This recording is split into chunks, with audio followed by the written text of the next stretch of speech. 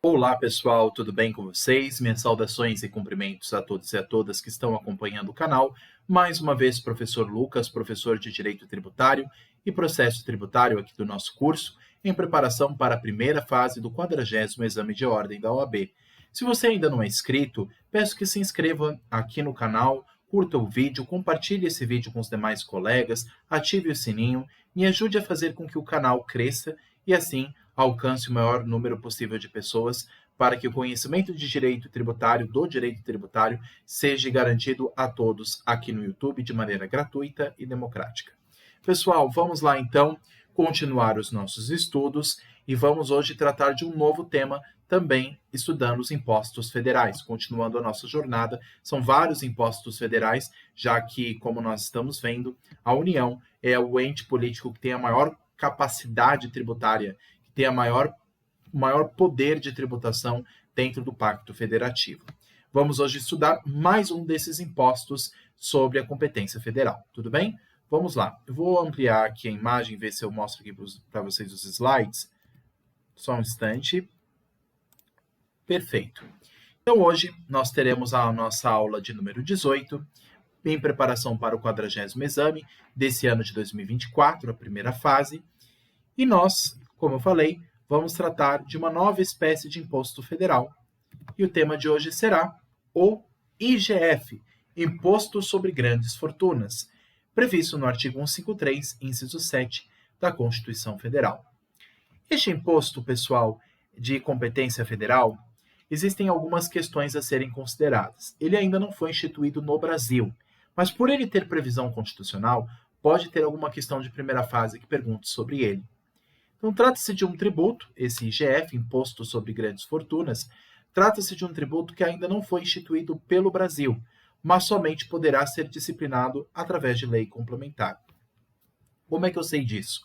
O artigo 153, inciso 7 da Constituição, diz que a União poderá legislar sobre IGF, Imposto sobre Grandes Fortunas, desde que seja por meio de lei complementar. E por que essa limitação? Porque para se aprovar, pessoal, uma lei complementar é muito mais difícil do que uma lei ordinária.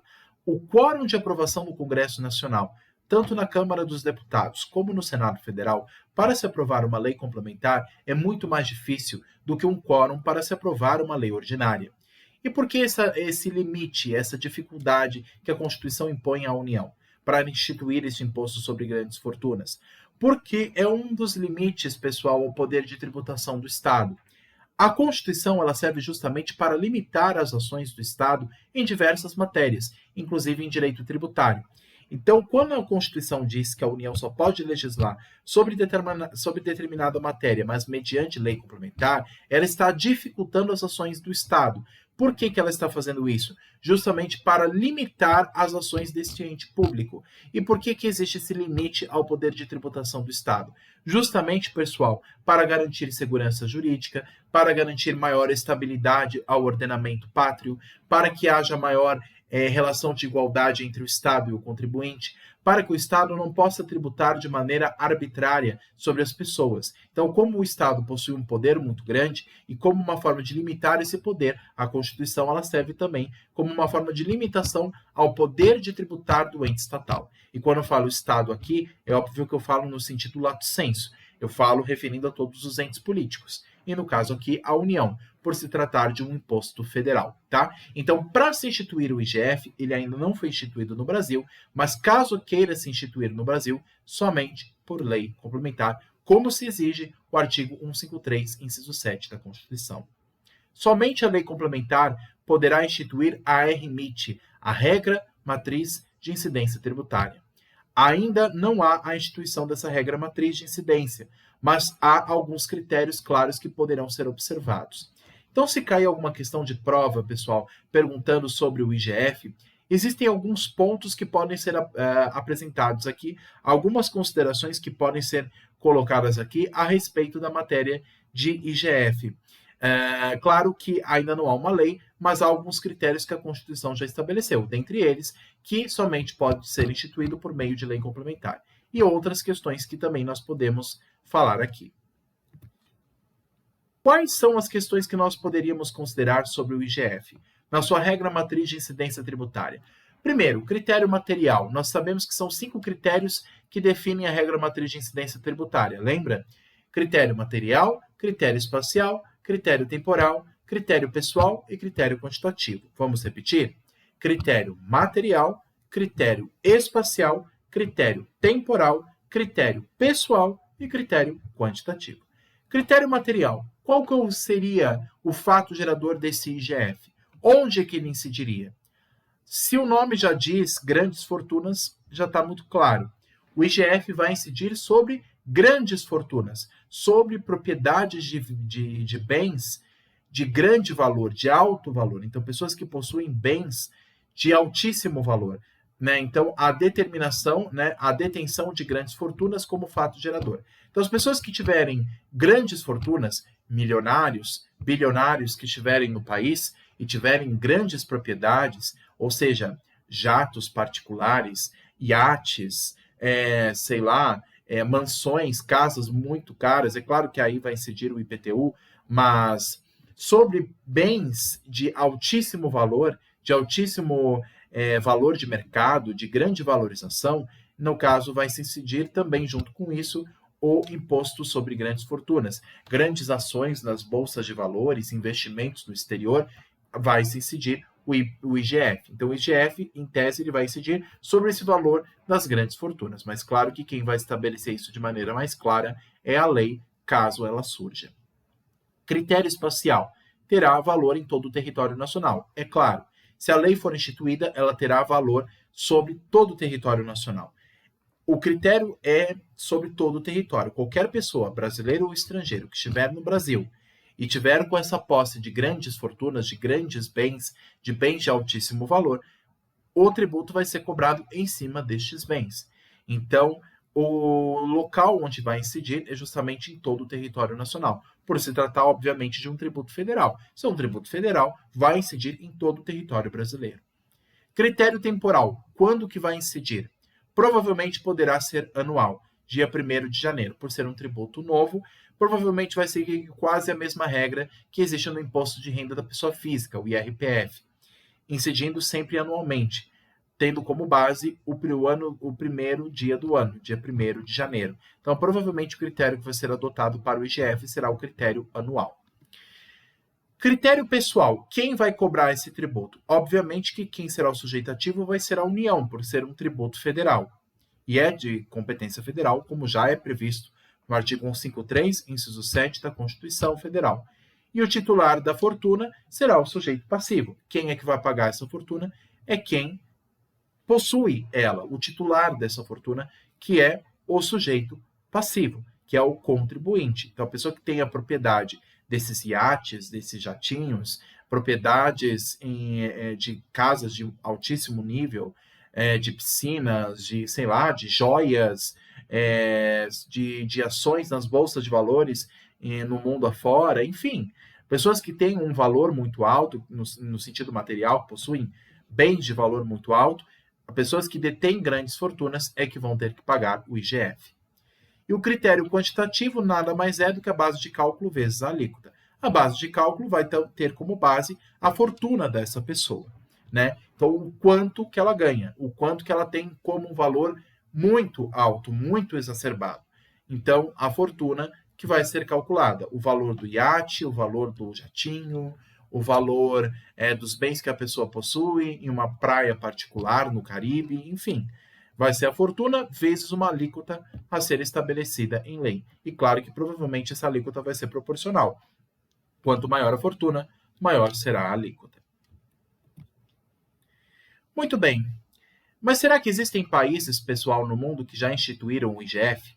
Ele tem previsão no Brasil, como nós vimos no artigo 53, inciso 7, mas ainda nunca foi instituído na prática aqui no Brasil por meio de lei complementar. Ainda até agora, falando agora, nesse dia de hoje é dia 15 de fevereiro de 2024, até agora, ainda o governo federal não instituiu nenhuma lei complementar a respeito da matéria de IGF. Mas existem outros países no mundo que já instituíram esse tipo de imposto? Existem vários países, né? Como, por exemplo, os países que fazem parte da OCDE, a Organização para o Comércio e Desenvolvimento Econômico. Dentre eles, né, Alemanha, Espanha, França, Dinamarca, Áustria, Noruega, Islândia, Finlândia, Luxemburgo, Suécia, Suíça e Holanda. A maior parte desses países, como vocês veem, são países europeus e países desenvolvidos, que já instituíram esse IGF. Mas existem algumas controvérsias também, porque ele já foi instituído, por exemplo, na Argentina, que é um país que vem enfrentando uma grande crise econômica. E, pelo visto, isso não gerou bons resultados e até gerou afastamento de investimento estrangeiro no país. Então, claro que a realidade econômica de cada país tem que ser observada. Uma coisa é a realidade econômica da Argentina e do Brasil, outra coisa é a realidade econômica dos países europeus. Então, por conta disso, alguns economistas acham que é importante, outros acham que não há a necessidade agora de se instituir esse tipo de imposto. A reforma tributária, pessoal, que eu tanto comentei aqui no canal, que é a PEC número 45, que foi aprovada no Congresso, ela não institui o IGF. Ainda não foi instituído o IGF. Mas pode ser que no futuro se institua. Mas há críticos, principalmente no setor econômico, que dizem que isso teve maus resultados, a exemplo dos nossos vizinhos, aqui a Argentina, que instituiu o IGF, assim como os países europeus, mas que teve um efeito reverso. Em vez de aumentar a arrecadação, dificultou a situação ainda mais do governo federal. Então, há quem critique, há quem apoie. O objetivo aqui da aula não é tratar sobre o mérito da causa, apenas trazendo um dado aqui que eu obtive, inclusive divulgado pela Intel do governo, né? Da inteligência do governo, né?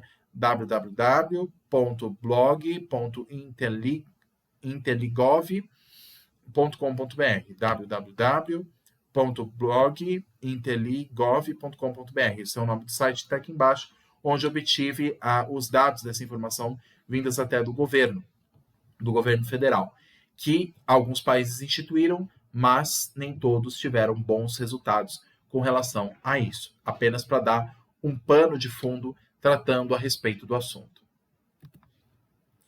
E a regra matriz de incidência, como nós vimos, pessoal, elas compõem 5 critérios que iriam compor, no caso, essa lei complementar para instituir o IGF, o Imposto de Grandes Fortunas, como a gente já viu. O critério material instituindo o fato gerador, critério espacial, onde queria incidir, critério temporal, quando queria se incidir esse imposto ao nível de apuração, quando queria contar o tempo para apuração, se é anual, se é trimestral, se é todo mês. Critério pessoal, quem queria cobrar o sujeito ativo e quem seria cobrado o sujeito passivo.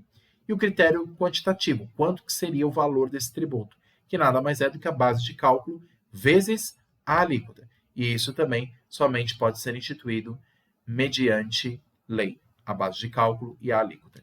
E todos esses 5 critérios formam o que eu falei, a RMIT, a regra matriz de incidência tributária, que ainda não foi instituída, mas, quando instituída, vai ter que observar todos esses critérios.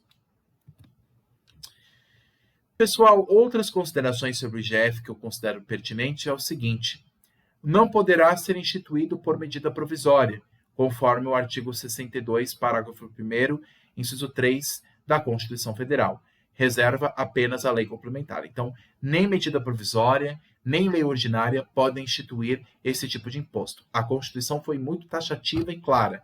No artigo 153, inciso 7, lá está escrito: IGF mediante lei complementar. Então, quando a Constituição diz isso de maneira clara, é uma limitação que se impõe à União sobre o seu poder de tributação. Então, ela pode tributar sobre essa matéria, ela pode legislar sobre essa matéria, mas somente por meio de lei complementar, sem desrespeitar os direitos adquiridos dos contribuintes. Então, isso justamente, esse limite serve para garantir maior segurança jurídica e limitando o poder do Estado sobre a tributação. Tudo bem? E há projetos, pessoal, de lei no Congresso Nacional para instituir o IGF. Ainda não foi aprovado. Dentre eles, a proposta de lei número 183 de 2019 e a proposta 74 de 2022. Algumas propostas até um pouco mais recentes que estão tramitando no Congresso Nacional sobre a instituição do IGF. Nada foi aprovado ainda.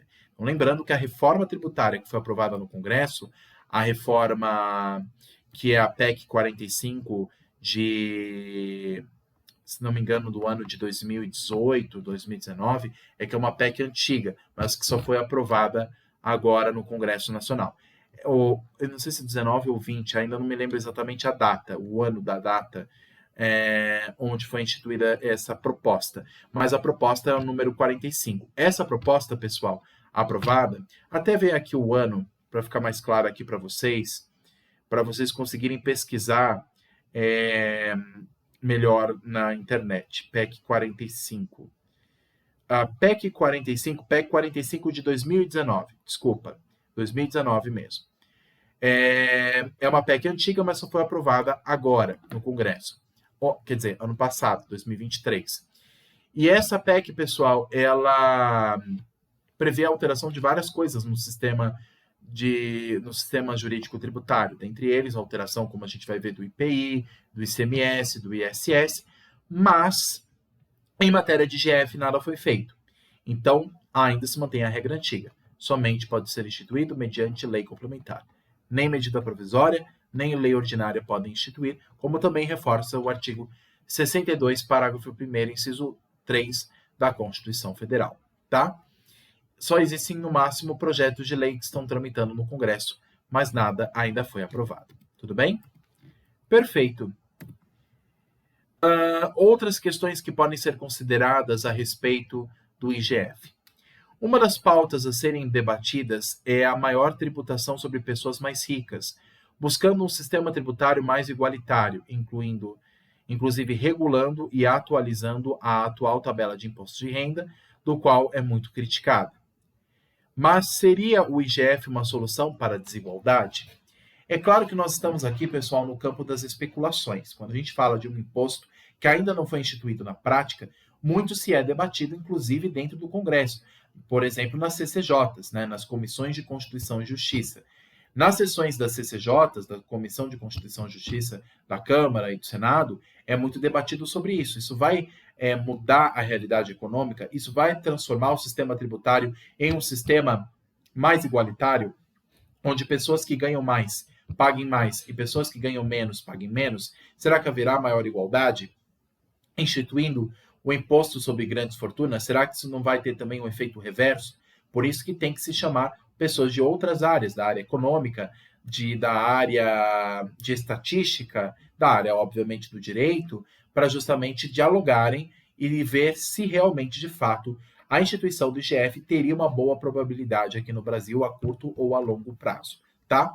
Então, é claro que isso vai ser muito debatido ainda no Congresso, inclusive a tabela de imposto de renda ainda está por ser atualizada pelo Congresso Federal, pelo Congresso Nacional, ainda não foi alterada, ainda temos a tabela antiga do imposto de renda da pessoa física, mas muito vem se questionando sobre isso, para que se aumente a carga tributária das pessoas que têm mais dinheiro aqui no país. E existem outras questões que também foram argumentadas a respeito do IGF. Inclusive, eu obtive esse dado aqui, esse quadrinho, essa imagem, que eu obtive do site da Câmara dos Deputados. Está lá, inclusive, que traça o critério, por exemplo, do projeto de lei 215 de 2020, que é um dos projetos de lei que, como comentei para vocês, que querem instituir o imposto sobre grandes fortunas. Aí ele vai ter como critério o seguinte, a proposta de lei. A alíquota de 2,5% sobre o valor dos bens de pessoas físicas ou jurídicas que tenham patrimônio líquido superior a 50 milhões de reais. Então, pessoas que tenham patrimônio total de bens móveis e imóveis acima de 50 milhões de reais, pessoas com grandes bens, pessoas com muito dinheiro, milionárias, portanto, acima de 50 milhões de reais, deveriam pagar, no caso, segundo esse projeto de lei, deveriam declarar o IGF, tendo uma alíquota de 2,5%.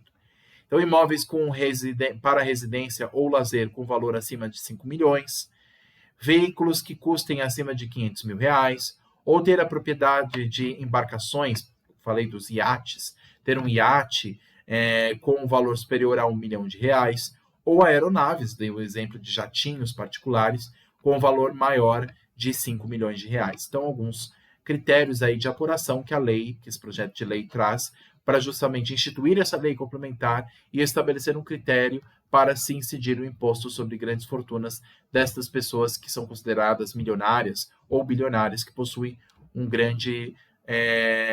grande quantidade de bens, uma grande propriedade de bens de alto valor no mercado.